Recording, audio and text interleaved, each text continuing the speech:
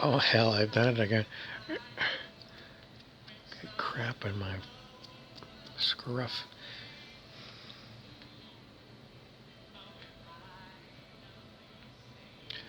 I was going to do a talk about bra culture. Not B-R-A as in brassiere, but bra as in B-R-U-H, which is kind of a Hawaiian way or a Florida. Look at this type of Florida way of saying bro, like bro culture, like hey bro. It's like, well, when I looked it up, it said it's men who drink together and they call each other bro, hey bro, but they're not brothers, they're just drinking brothers or something. And well, we have these different kinds of stereotypes, and one of them is bro culture. It's, you know, people who are affluent, don't really have any worries in the world, and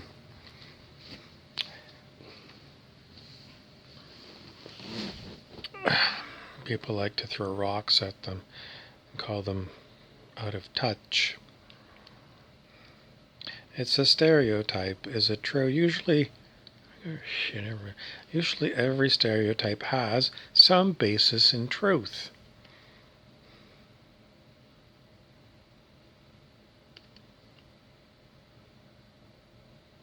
The other one that people are talking about, I had to look this up because I'd heard it a few times and I didn't know what it meant, but it was the Karens.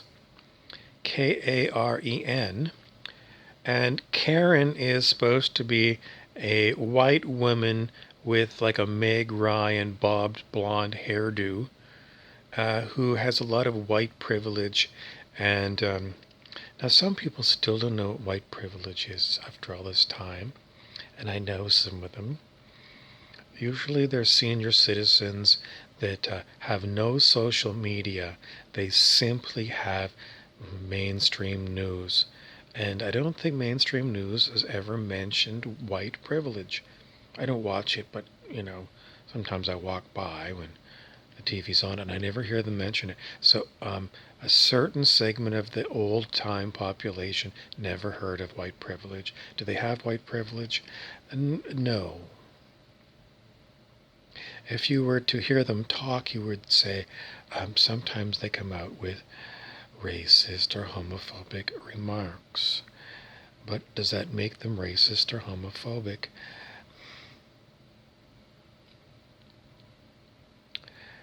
They're out of touch. You see, when they were young, yes, when they were young, they were racist and homophobic. But now that they're senior citizens, geriatric, you...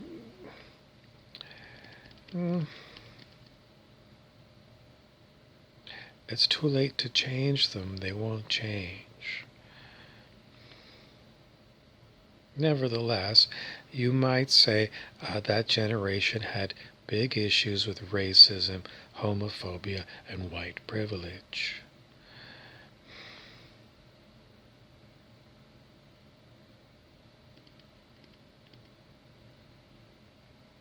Among themselves, they might have a group of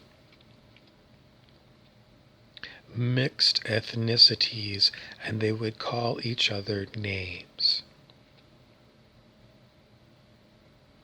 Even if it was a white grouping, among the white people, they all had different ethnic origins from Europe. And as European history shows, it doesn't matter that they all had white skin. European history shows they constantly warred against one another. W-A-R. Warred. So even in times of peace, they would use ethnic slurs. Is it wrong?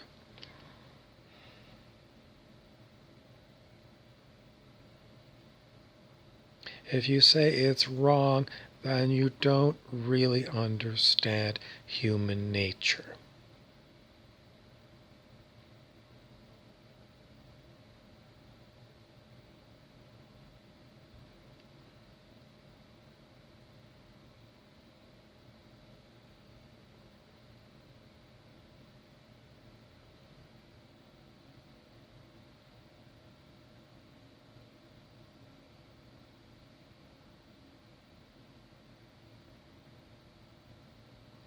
These old timers know what politically correct means. They know what racism means. They know what homophobia means. They know what an ethnic slur means. And then, you might be a young person wondering, why don't they change?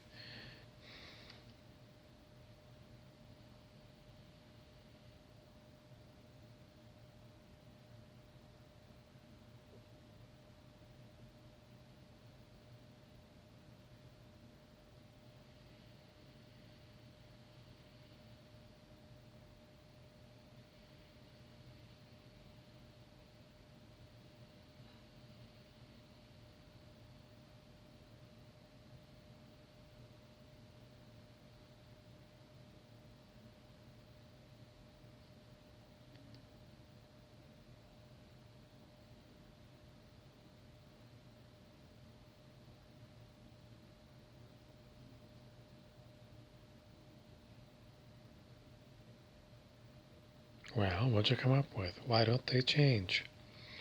You expect me to do all your thinking for you? Why don't old people change?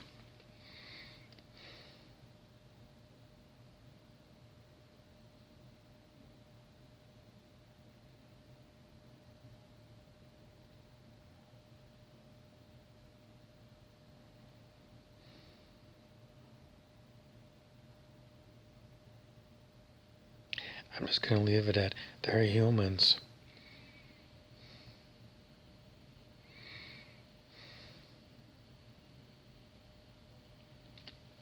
If you want to change the world, it's pretty much difficult.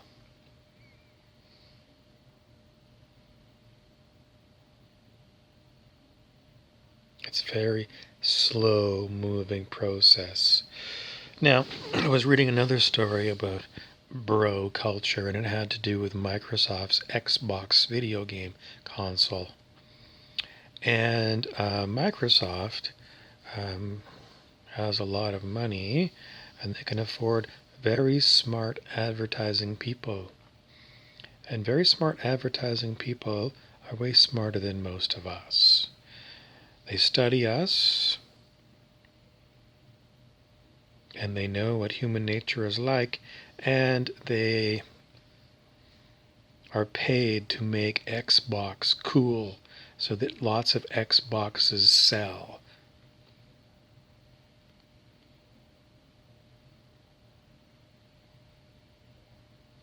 So, they want to make it cool for people to play Xbox. They're going to create a culture. They're going to create a culture. Hollywood creates cultures. When you're young, let's say, I don't know, very young, from the time you're in the crib, you are enculturated by movies and celebrity personalities, sports heroes.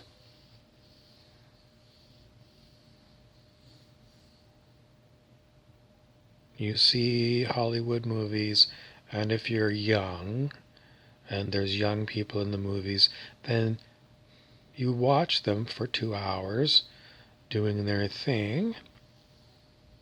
Children emulate what they see. So Do we have a monoculture? We have a monoculture. And we learn how to be in the monoculture from these mass media things like TV, movies, video games. So you wonder, when these Xbox users grow old,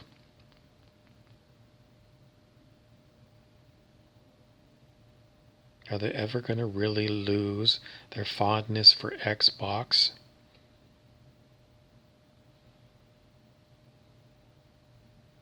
It's their human history, their personal history. It's what makes them the personality that they are.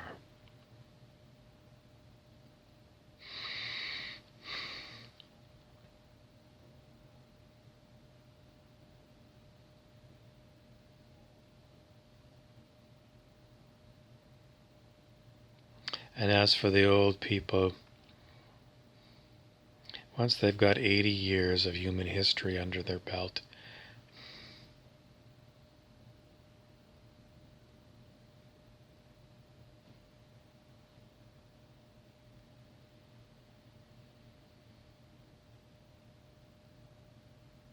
so how are you going to make real change on planet Earth? Pretty much what you have to do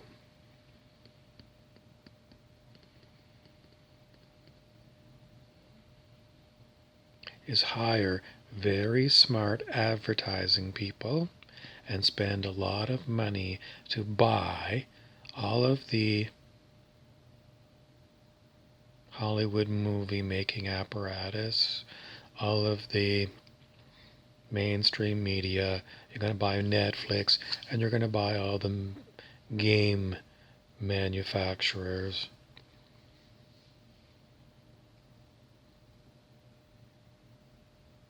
And once you have them all, I don't know, maybe we're going to invent a new language. I'm going to go with one that was kind of invented already, Esperanto. What you're going to do is you're going to no longer make any movies, nothing in media will be made in English or in Mandarin Chinese or in French or in German or in Farsi, which is Persian. Nothing from Hindi or any African language. The only language that things are going to be made up of is Esperanto. And all of the old movies that were made in all the other human languages are going to be withdrawn from the marketplace.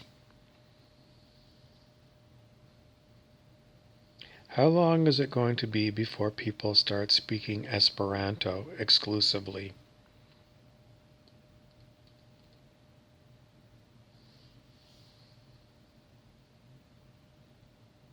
Some will pick it up right away. Some people will be slow to change. But sooner or later, with the monoculture on planet Earth, you will make everyone speak Esperanto.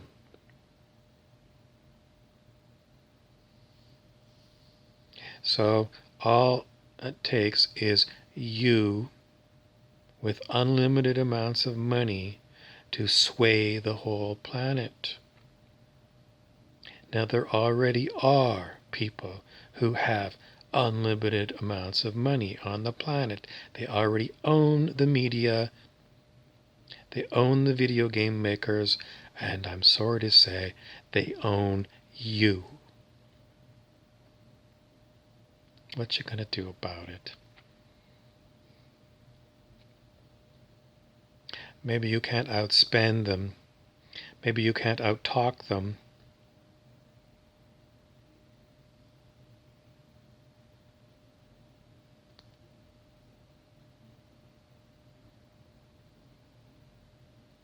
How are you going to rebel?